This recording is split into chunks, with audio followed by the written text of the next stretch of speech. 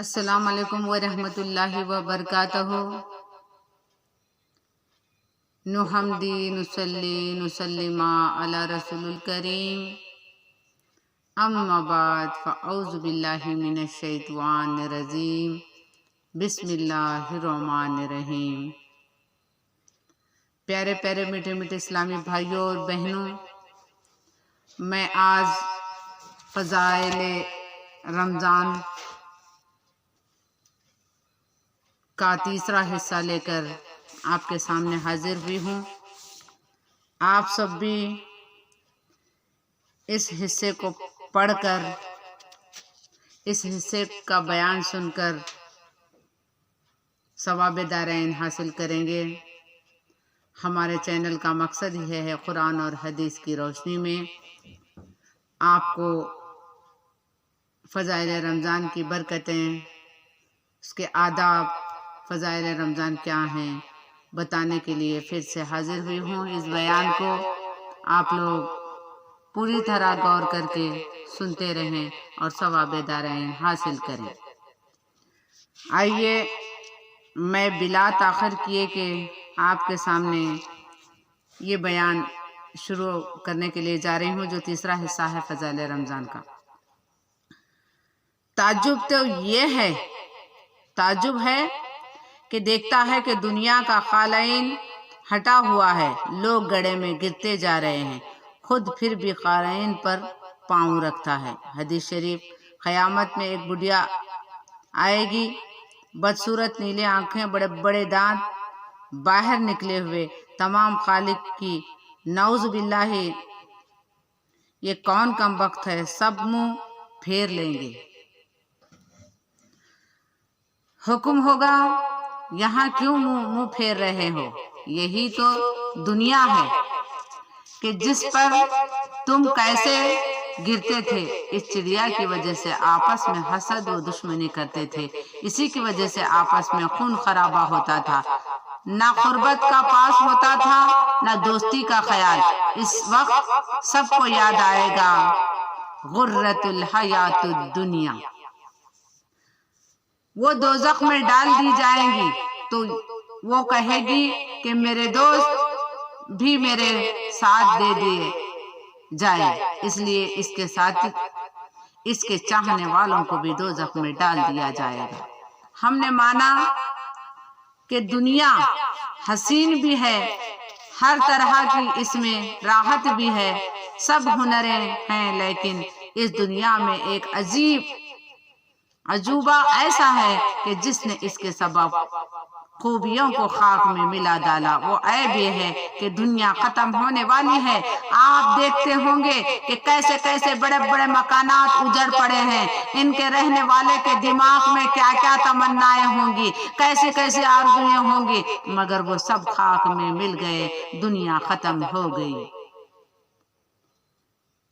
اے ایمان والو، اے صاحبو، خدا اور اس کے رسول کے جو احکام ہیں، ہر ایک میں بہت سے فائدے ہیں۔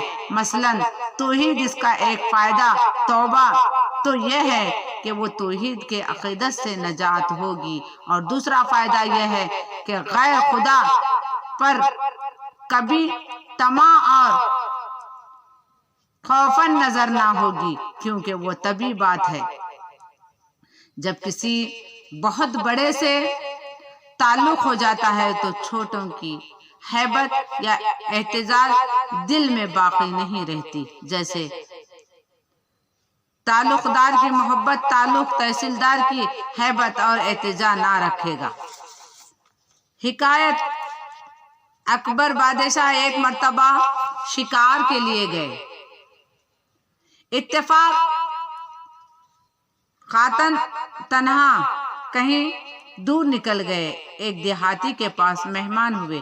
جب واپس ہونے لگے تو دیہاتی سے کہا کہ اگر تم کو کوئی کام کی ضرورت ہو تو ہمارے پاس آنا۔ چنانچہ وہ ایک ایسے موقع پر آیا، اکبر نماز پڑھ رہے تھے۔ نماز سے فارغ ہو کر اس نے دعا مانگی۔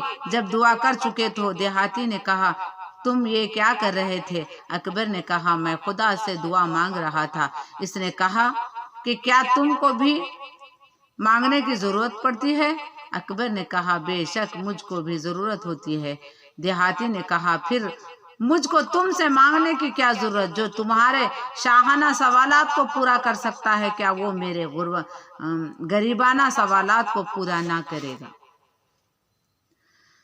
ये इस्तगना, ये तवक्कल तौहीद का नतीजा है कि इस तरह आपके दिल से दुनिया की मोहब्बत जो कम है, इसका फायदा खुद ही दूसरी आयत में बयान फरमाते हैं। बाद चीजों से इंसान राजी होता है मगर दिलचस्प नहीं, जैसे कड़वी और दवा, और बाज चीजों से दिलचस्पी होती है मगर इससे दिल राजी नहीं, जैसे जिना, मगरू बहुत बुरी चीज है, और बाद चीजें ऐसी हैं जिनसे राजी भी हो और दिलचस्पी भी हो, तो दुनिया ऐसी चीज है कि इससे इंसान राजी भी रहता है और दिलचस्पी भी लेता है। कोई सूद ले रहा है, कोई रिश्वत, कोई किसी की जबान गजब कर लिया है वगैरह, सबको दिल से पसंद है, कभी जी को बुरा नहीं लगता। इसी वास्ते दुनिया की मजम्मत बयान की जाती है। रिजवा बिल हयाती दुनिया वतामानु बिहा, पारा नंबर 11, रुकू नंबर 1, सूरह यूनुस। तर्जुमा, दुनिया की जिंदगी पर खुशी और इस पर मुतमईन हो बैठे। आखिरत को भूलकर दुनिया में दिल लगाओगे और दुनिया दिल में घुस जाएगी। यही फंसकर असली घर को जानने से घबराओगे। यही बीमारी है जो तुम्हारे दिल को मुर्दा कर देगी। इसी वास्ते तुमको दुनिया से रोका जा रहा है। हर मुसलमान बतलाए कि रोजाना कितनी मर्तबा दुनिया में रहने से जी घबराया, बल्कि अगर से घबराया तो आखिरत में जाने से। हालांकि हमारी हालत तो ऐसी होनी चाहिए, ठीक है, जैसे हम अपने वतन से दूसरे शहर में किसी काम से जाएं तो होटल में ठहरते हैं, मगर दिल लोग वतन में उनका हुआ रहता है। ऐसा ही हमें दुनिया में सब कुछ करना था मगर आखिरत में दिल लगा रखना था। इसी की वजह से यह है कि हम दुनिया की हकीकत नहीं समझे। हमारी ऐसी हालत है कि बच्चा होटल को देखकर, वहां के सामान को देखकर जिद करता है कि मैं तो नहीं रहूंगा। इस पर अक्लमंद हंसते हैं। ऐसी ही हमारी हालत है। अल्लाह वाले ऐसा ही हम पर हंसते हैं कि भाई ये मुसाफिर खाना है, इसी से कहीं दिल लगाते हैं। इसी वास्ते हदीस शरीफ में आया है, अल दुनिया सजना लिल मोमिनीन। तर्जुमा, दुनिया मोमिनों के लिए कैद खाना है, इसीलिए गोया कैसा ही ऐश हो मगर जेल खाने में जी नहीं लगता। ऐसा ही मुसलमान की शान ये है कि दुनिया में दिल ना लगे गो कैसा ही आराम हो, क्योंकि दिल लगने की जगह घर है और दुनिया घर नहीं है। मुसलमानों, तुम्हारा घर तो आखिरत है मगर तुमने अपने लिए दुनिया को घर बना रखा है। सच फरमाए, एक शख्स के दो घर हों, एक आरतिया और एक हतिया के, जिसका इसको मालिक बना दिया गया। अब ये अंदर जाकर जो देखा तो मालूम हुआ कि दोनों मकान खराब और खस्ता हैं। दीवारें टूटी हुई हैं, कहीं कहीं गिरी हुई भी हैं। हर एक मकान की मरम्मत करना है। तो अब बताइए कि रुपए मकान आरतिया में लगाए या मकान मोहब्बत में? हर शख्स कहेगा कि अपने पास रहने वाले मकान में लगाना चाहिए। अगर कोई मकान आरतिया में हजारों रुपए लगा दे तो इसको सबसे बेवकूफ समझेगा। साहिबो, दुनिया और आखिरत दो मकान हैं। दुनिया आरतिया और आखिरत मोहब्बत, दोनों की मरम्मत की जरूरत है। उमर का रुपया किसी एक मकान के आबाद के लिए काफी है। अगर आप उमर का रुपया चंद रोज दुनिया की तामीर में खर्च कर दो तो अपने आखिरत के मकान को उजड़ा हुआ पाओगे। तो इस वक्त किस कदर हसरत होगी। या यूं समझिए कि कोई शख्स रुपए कमा कर लाया और घर पहुंचकर बीवी बच्चों को दिया, या कोई यूं कहा कि रुपए कमा कर ला रहा था। रास्ते में देखा एक दरख्त की शाख टेढ़ी है। इसने बड़ाई को बुलवाकर सब रुपए खर्च कर डाला। घर में मुंतजर हैं कि मियाँ बाहर से कमा कर लाएंगे तो ये काम करेंगे। बैठे सब इसको बेवकूफ कहेंगे। दुनिया के घर को बनाना ऐसा ही है जैसे रास्ते के दरख्त को दुरुस्त करना। अगर दुनिया से जी ना लगाए हो तो इतना भी आखिरत का शौक नहीं कि जितना मुसाफिर को होता है। जरा हर एक अपने अपने दिल को देखिए कि कैसे कैसे ख्यालात आ रहे हैं। यूं रहेंगे, यूं बसेंगे, यूं जायदादें पैदा करेंगे, यूं नौकरी करेंगे, यूं वकालत करेंगे, यूं इस होंगे। कभी ये भी ख्याल आया कि हम मर जाएंगे तो यूं खुदा के सामने जाएंगे, यूं जन्नत मिलेगी, यूं बागात होंगे, यूं मकानात होंगे, यूं हूरे होंगे। अगर आखिरत को सुधार लिया तो यूं बहार होगी, यूं ऐश होगा, वरना मुसीबत और परेशानी होंगे। जिससे जी लगता है इसके इंसान ख्यालात पकाता है। इसी से मालूम हुआ कि दुनिया से जी लगा है और आखिरत से कुछ भी ताल्लुक नहीं। जब ख्याल आया तो दुनिया की मुसीबत का कि दुनिया की जिंदगी कैसे कटेगी, इस मुसीबत से कैसे बचेंगे। इसी तरह कभी ये भी ख्याल आया है कि आखिरत की जिंदगी कैसे कटेगी, दोज़ख की मसीहत कैसे सह सकेंगे। ये सब हालात बतला रहे हैं कि हमने दुनिया को घर समझा है।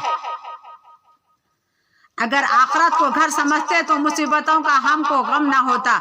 मुसाफिर खाने के खटमल सताते तो यही ख्याल होता कि एक रात गुजर जाएगी, कल घर में आराम करेंगे। ख्वाब में अगर किसी शख्स ने यह दिखा कि सांप बिच्छू ने काट लिया है, खूब पीटा जा रहा है, इस वक्त आंखें खुल गईं। क्या देखते हैं कि निहायत उम्दा शेष कैसे हुए पलंग पर है और बहुत बड़ा महल है। लोगों इधर उधर खड़े हुए हैं, झुक झुक कर सलाम कर रहे हैं। कोई मोर्चा जेल रहा है, कोई अतर लगा रहा है, कोई पान ला रहा है। तो क्या इस शख्स के जहन में इस ख्वाब का कुछ असर बाकी रहेगा? हरगिज नहीं। इसी तरह दुनिया का गम, ख्वाब का गम। अपनी एक शख्स ख्वाब में देखा कि तख्त सुलेमान पर हो और तमाम लोग मेरे सामने दस्ते बिस्ता खड़े हैं। लोगों अपनी अपनी हाजतें मेरे सामने पेश कर रहे हैं, मैं इनको पूरा कर रहा हूँ। गर्ज तमाम शाहिद ठाठ जमा हुआ है। आंख खुलते ही चारों तरफ क्या देखता है कि पुलिस बेड़िया लिए खड़ी है, जेल खाना ले जाना चाहती है। तरह तरह की सजाएं दे जा रही हैं। गर्ज दुनिया की ख्वाहिश ख्वाब की खुशी की तरह है। किसी ने खूब कहा कि हाल दुनिया राय पर सिदम मन अज फरजाना। मैंने एक अक्लमंद से दुनिया की हकीकत दरियाफ्त किया। गुफ्त या ख्वाबा अस्त या बादे लस्त या अफसाना। इस अक्लमंद ने कहा, या तू वो एक ख्वाब है या हवा है या एक कहानी है। वाकई दुनिया की मिसाल ख्वाब किसी है। और अगर दुनिया में उम्र भर ऐश किए और मरने के साथ ही पकड़े गए तो वो ऐश क्या काम आएगा? साहिबो, आखिरत में मरने के बाद दुनिया की चीजें क्या याद आएंगी? दुनिया ही में देख लीजिए, उम्र गुज़िश्ता का आराम तकलीफ इस वक्त खौफ से ज्यादा नहीं। इसी वास्ते हदीस शरीफ में आया है कि क़यामत में अहले मुसीबत को बड़े बड़े दर्जे इनायत होंगे तो अहले नियामत कहेंगे कि काश दुनिया में हमारी चमड़ी कैंची से टुकड़े टुकड़े करते, आज हमको ये दर्जे में मिलते तो अच्छा था। सच तो यह है कि हमने जन्नत को देखा ही नहीं, इसलिए इसकी कुछ कदर नहीं। जब देखोगे तब हकीकत खुलेगी। अब रहा शुबे के, ये सब तो देखने के बाद होगा। इस वक्त तो हम मुसीबत में हैं। इसका जवाब यह है कि ला अफजल करल्लाही तत्मईनुल कुलूब। पारा नंबर 13, रुकू नंबर 4, सूरे रिदा। तर्जुमा और इस रखो के खुदा की याद से दिल आराम पाते हैं का मकसद ना बनने से मुसीबत में है, वरना ये मुसीबत नहीं। यानी जिस्म मुसीबत में और दिल आराम میں ہے۔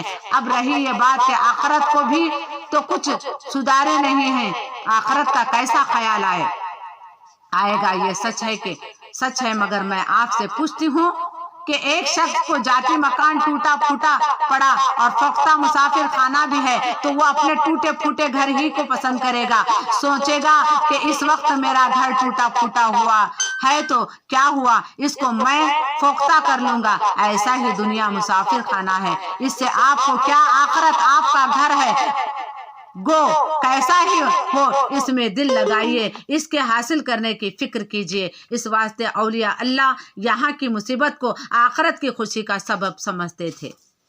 تو پیارے پیارے میٹھے میٹھے اسلامی بھائیوں اور بہنوں، آج کا جو بیان فضائل رمضان سے آپ تیسرا حصہ سنے ہیں، انشاءاللہ تعالی چوتھا حصہ لے کر کل حاضر ہو جاؤں گی۔ آپ کو اگر یہ بیان پسند آیا ہے تو لوگوں تک شیئر کریں، فارورڈ کریں، کمنٹ کر یعنی بتائیں کہ بیان کیسا تھا۔ آپ کے کمنٹ کرنے سے مجھے ہمت افزائی ہوتی ہے۔ میں آپ سب سے گزارش کرتی ہوں کہ دین کی بات لوگوں تک پہنچانا بھی ثواب دارین ہے۔ آپ لوگوں تک اس ویڈیو کو پہنچا کر ثواب دارین حاصل کریں۔ میرے بولنے میں یا بیان کرنے میں کچھ غلطی ہوئی تو معاف کریں۔ میں پھر سے تمام اہل امت مسلمانہ کو، سارے ہندوستان کے، سارے عالم کے مسلمانوں کو ہماری میٹھی میٹھی بھائیوں کو، بہنوں کو رمضان کی آمد کی مبارکباد دیتے ہوئے میں آج کے بیان کو یہیں پہ ختم کرتی ہوں۔ السلام علیکم ورحمۃ اللہ وبرکاتہ۔